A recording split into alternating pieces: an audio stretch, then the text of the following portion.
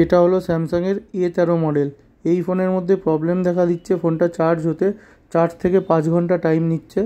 আর একটা হলুদ কালারের সিম্বল আসছে, এই সিম্বলটা এরর সিম্বল। তো আমি ফোনটাকে সুন্দরভাবে আস্তে আস্তে ওপেন করলাম। ওপেন করার পরে ফোনটাকে আমি ভালো করে চেক করা শুরু করলাম।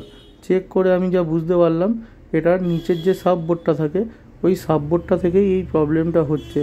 তো আমি চাইলে সাববোর্ডটাকে চেঞ্জ করে দিতে পারতাম, কিন্তু কাস্টমারের একটু খরচা বেশি হতো।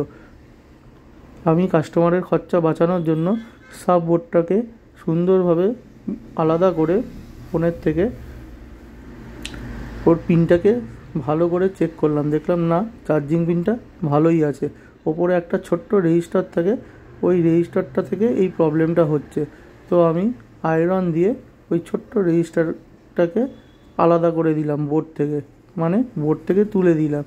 তো তারপরে আমি থিনার দিয়ে জায়গাটাকে সুন্দর করে পরিষ্কার করে ফেললাম। পরিষ্কার করে ফেলার পরে বোর্ডটাকে আবার আমি ফোনের সাথে সেট করে দিলাম।